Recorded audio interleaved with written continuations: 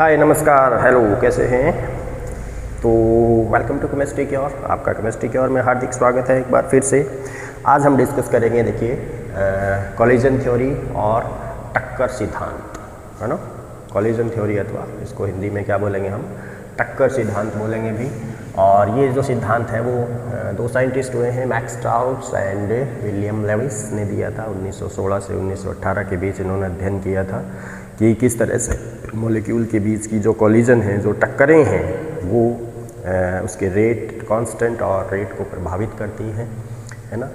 तो ये थ्योरी क्या कहती है भाई कि जो मॉलिक्यूल आपस में रिएक्ट करते हैं वो उनको एक स्फीयर के रूप में मानती है, एक गोले के रूप में मानती है कि मॉलिक्यूल जो होते हैं वो एक गोले की तरह होते हैं, ठीक है भाई। तो और दूसरी बात ये क्या कहते हैं कि जो कॉलिजन होती हैं पर सेकंड पर यूनिट वॉल्यूम, है ना। पर सेकंड यानी एक सेकंड में कितनी कॉलिजन होती हैं और एक यूनिट वॉल्यूम के अंदर कितनी कॉलिजन होती हैं, तो उनको इन्होंने बोला कॉलिजन फ्रीक्वेंसी। ओके, तो टक्कर के साथ साथ कितनी एक पर्टिकुलर सेकंड के अंदर कितनी टक्करें होती हैं वो भी मायने रखता है रेट ऑफ रिएक्शन को प्रभावित करने के लिए। और ये थ्योरी जो है स्पेसिफिकली जो गैसों की काइनेटिक थ्योरी है, गैसों का जो अणुगतिकी सिद्धांत है, जो चैप्टर हमने लास्ट ईयर पढ़ा था 11वीं क्लास के अंदर, गैसियस स्टेट, वहाँ पे हमने डिस्कस किया था। तो ये थ्योरी बेसिकली उसी काइनेटिक थ्योरी ऑफ गैसेस पर आधारित है। गैसों के अणुगतिकी सिद्धांत जो है उस पर आधारित होती है। क्या कहती है ये कि अगर ए और बी आपस में रिएक्शन करके प्रोडक्ट बनाते हैं तो सबसे पहली बात क्या कहता है कि जो मॉलिक्यूल है वो आपस में कोलाइड करने चाहिए, ओके। और उस कोलिजन के द्वारा वो इतनी एनर्जी ग्रहण करें कि उनकी जो एनर्जी है वो हमारी जो सक्रियण ऊर्जा थी, कल हमने डिस्कस किया था, एक्टिवेशन एनर्जी थी, उसके बराबर हो जाए या उससे अधिक हो जाए। यानी जब वो टक्कर कर रहे हैं, कोलाइड कर रहे हैं एक दूसरे से, तो उनके पास इतनी ऊर्जा इकट्ठी हो जानी चाहिए कि वो उनकी जो वैल्यू है ऊर्जा की, है ना, वो हमारी एक्टिवेशन एनर्जी का जो बैरियर है उसको पार कर जाए, तो वहाँ पे प्रोडक्ट बनेगा, ठीक है भी।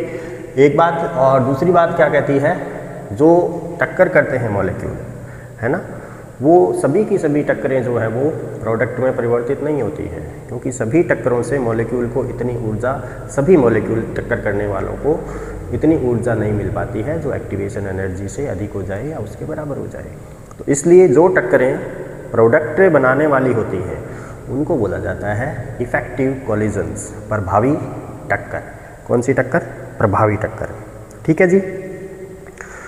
तो हम माने कि जो अभिक्रिया का जो रेट है वो पर यूनिट वॉल्यूम के अंदर पर सेकंड में जो टक्करें होती हैं, है ना, उनके डायरेक्टली प्रोपोर्शनल होता है साथ साथ में। और साथ ही साथ में क्या है भाई कि जो हमारा फ्रैक्शन ऑफ मॉलिक्यूल है ना, कि कितना हिस्सा जो मॉलिक्यूल का है वो प्रोडक्ट फॉर्मेशन में कन्वर्ट हो रहा है, तो रेट कांस्टेंट जो है इन दोनों चीज़ों के बराबर होता है। फ्रैक्शन ऑफ मॉलिक्यूल का मतलब क्या माना हमने, ZAB माना उसको, है ना। हमने कहा ना अभी जो कॉलिजन फ्रीक्वेंसी है ना, तो वो ZAB थी। और जो फ्रैक्शन ऑफ मॉलिक्यूल था, यानी मॉलिक्यूल का जो हिस्सा प्रोडक्ट में कन्वर्ट हो रहा था, NE/NT, है ना, वो किसके बराबर होगा, आपकी एरिनियस की कंडीशन में अगर बात करेंगे तो e⁻⁻⁸ यानी इस तरह से हम संबंध देख सकते हैं यहाँ पे कि जो रेट कांस्टेंट है वो पहली बात किस पे डिपेंड कर रहा है, रेट ऑफ कॉलिजन्स, यानी पर सेकंड पर यूनिट वॉल्यूम में कितनी कॉलिजन्स हो रही है, वो हो गया रेट ऑफ कॉलिजन, है ना। या इसको क्या बोल सकते हैं हम, फ्रीक्वेंसी ऑफ कॉलिजन। और इसको किसके द्वारा दर्शाया हमने, ZAB के द्वारा। दूसरा फैक्टर क्या है, फ्रैक्शन ऑफ मॉलिक्यूल्स और एनर्जी फैक्टर, ऊर्जा जो कारक है ना, वो हमारा किसके बराबर था, NE/NT के बराबर था। NE क्या था, ऐसे मॉलिक्यूल की संख्या जिनकी काइनेटिक एनर्जी E है, और NT क्या था, टोटल नंबर ऑफ मॉलिक्यूल, है ना, अणुओं की कुल संख्या था। तो तो वो किसके बराबर है हमारा e रेज्ड पावर माइनस ई अपॉन आर टी।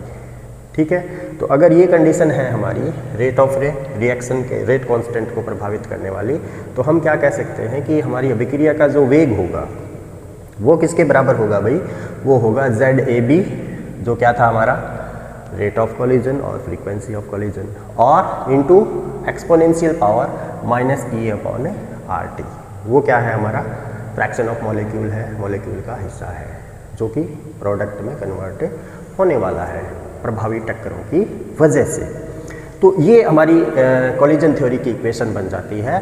और ये जो समीकरण है ZAB e raised power minus ई अपॉन आर टी, जहाँ पे E क्या है एक्टिवेशन एनर्जी है, R क्या है यूनिवर्सल गैस कांस्टेंट है, और T क्या है हमारा एब्सोल्यूट टेम्परेचर है।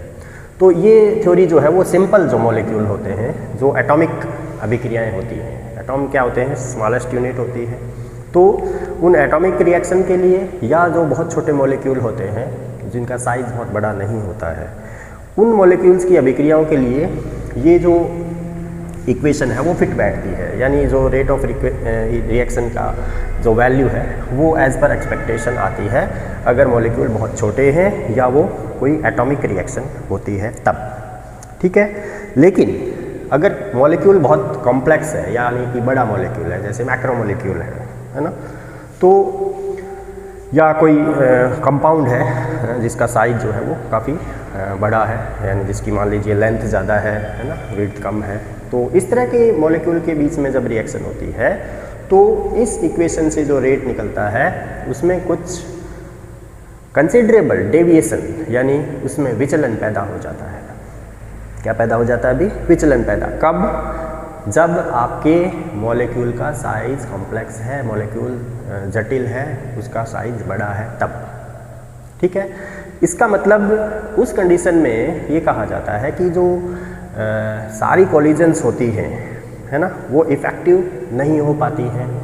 क्यों नहीं हो पाती हैं सारी कोलिजन्स? इवन इफ़ अगर मॉलिक्यूल की टक्कर से उसको इतनी एनर्जी मिल गई है कि वो एक्टिवेशन एनर्जी अथवा उससे अधिक ऊर्जा प्राप्त कर ले, तब भी वो टक्कर प्रोडक्ट में परिवर्तित नहीं हो रही है।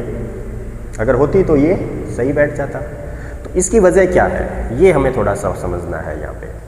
तो होता क्या है, जो लार्जर मॉलिक्यूल होते हैं, जो बिग मॉलिक्यूल होते हैं है ना, वो एक टक्कर तो करनी ही करनी चाहिए, लेकिन उनकी जो टक्कर है वो एक प्रॉपर ओरिएंटेशन में, एक उनका जो टक्कर का अभिविन्यास है वो एक सही दिशा में होना चाहिए। जैसे ये दो मॉलिक्यूल हैं, मान लीजिए बिगर मॉलिक्यूल हैं ये है ना, ये आपस में टकराए तो प्रभावी टक्कर एक ऐसे हो सकती है आमने सामने ऐसे, एक प्रभावी टक्कर ऐसे हो सकती है ना, और दूसरी प्रभावी टक्कर ऐसे भी हो सकती है, और एक और ऐसे भी हो सकती है। तो टक्कर तो सारी ये हो रही है, एक प्रॉपर कोलिजन हो रही है यहाँ पे, यानी जो फोर्स लगना चाहिए उतना तो लग रहा है, लेकिन ये सारी जो टक्करें होती हैं इनसे ऊर्जा तो मिल गई है ना, किसके बराबर? एक्टिवेशन ऊर्जा के बराबर, लेकिन फिर भी प्रोडक्ट नहीं बन रहा है। तो क्या कहा गया कि मॉलिक्यूल कोलिजन तो करें ही करें, इसके साथ साथ उनका जो ओरिएंटेशन है, जो अभिविन्यास है, वो भी प्रॉपर होना चाहिए, तब वो प्रोडक्ट में कन्वर्ट होगा, अदरवाइज वो प्रोडक्ट में कन्वर्ट नहीं होगा। क्या मतलब है इसका? मान लीजिए ये मॉलिक्यूल अगर इस तरह से टक्कर कर रहे हैं तो इनका जो बॉन्ड ब्रेकिंग और मेकिंग का जो फॉर्मूला रहता है, यानी जो प्रक्रिया रहती है कि बंध निर्माण और बंध विदलन की प्रक्रिया होती है किसी भी अभिक्रिया के अंदर जब वो प्रोडक्ट का निर्माण होता है। तो इस तरह से टक्कर हो रही है तो इनका बंध जो है वो टूट नहीं पा रहा है ना, लेकिन अगर टक्कर इस तरह से हो रही है तो वह बंध टूट पा रहा है और नया बंध बन पा रहा है। तो इस तरह से होने वाली जो टक्कर है वही सिर्फ प्रोडक्ट बनाएगी, इस तरह से होने वाली टक्कर प्रोडक्ट नहीं बनवा पाएगी। तो इनका प्रॉपर ओरिएंटेशन यानी सही अभिविन्यास क्या हुआ टकराने का? ये वाला, और सिर्फ ये वाली टक्कर ही क्या होगी? प्रोडक्ट बनाएगी। बात समझ में आ गई? प्रॉपर ओरिएंटेशन का मतलब ये है। ठीक है, जैसे एग्जाम्पल के द्वारा हम इसको समझते हैं है ना। जैसे हमारा ये एल्किल हैलाइड है, प्राइमरी एल्किल हैलाइड है, जो हाइड्रोक्साइड या KOH के साथ रिएक्शन से हमारी SN2 रिएक्शन है, ये न्यूक्लियोफिलिक सब्स्टिट्यूशन एंड बाइमोलिकुलर रिएक्शन। तो ये मॉलिक्यूल जो हाइड्रोक्साइड आयन है इस एल्किल हैलाइड के साथ किस तरह से ओरिएंटेशन इसका होना चाहिए एल्किल हैलाइड का कि प्रोडक्ट बने, वो हमें समझ आएगा। देखिए यहाँ पे एक ओरिएंटेशन ये है जिसमें हाइड्रोक्साइड आयन ब्रोमाइड आयन के ठीक सामने आ रहा है, यानी ये ब्रोमाइड आयन से टकरा रहा है, लेकिन बॉन्ड इसको किससे बनाना है, कार्बन से बनाना है। तो इसकी टक्कर किससे होनी चाहिए, कार्बन से होनी चाहिए, न कि ब्रोमाइड से। तो ब्रोमाइड से भले ये कितनी ही स्ट्रॉन्ग टक्कर दे, ऊर्जा भी मिल जाए इसको, लेकिन प्रोडक्ट नहीं बनेगा। तो ये जो प्रोडक्ट फॉर्मेशन का नहीं होना यहाँ पे क्या है कि ये जो ओरिएंटेशन है, जो अभिविन्यास है, वो इम्प्रॉपर है, यानी वो अभिविन्यास सही दिशा में नहीं हुआ है इसका मॉलिक्यूल के टकराने के समय, तो इसलिए प्रोडक्ट नहीं बन पा रहा है। अब दूसरी कंडीशन ये है कि इसको हमने 180 पे ऐसे रोटेट कर दिया इस एल्किल हैलाइड को।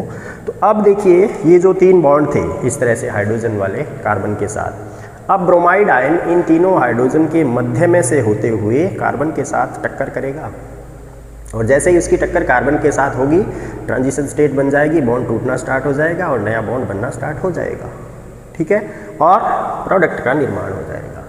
तो ये इसका प्रॉपर ओरिएंटेशन, इसका सही अभिविन्यास हो गया रिएक्शन की टक्कर के समय, इसलिए क्या बन गया, प्रोडक्ट बन गया। तो इसलिए एक स्टीरिक फैक्टर है ना, स्टीरिक फैक्टर का मतलब त्रिविम बाधा वाला जो कारक है वो डाला गया है, जो एक प्रॉपर ओरिएंटेशन को अभिव्यक्त करता है, और उसको हम P से दर्शा रहे हैं। इसकी जो वैल्यू है एक्सेप्टेड वैल्यू वो 1 से लेकर के 10 की घात -8 तक हो सकती है। ओके, तो 1 से लेकर 10 की घात -8, अगर 1 है तो वो जो टक्कर हुई है वो प्रभावी टक्कर है। अब जितनी टक्करें हो रही हैं उनमें से कितनी प्रभावी हैं, वैसे वैसे इसकी वैल्यू कम होती चली जाएगी। बात सही है ना, 10 की घात -8 वाली तो फिर प्रभावी टक्करों की संख्या बहुत कम हो गई जो प्रोडक्ट में परिवर्तित हुई। बात समझ आ रही है।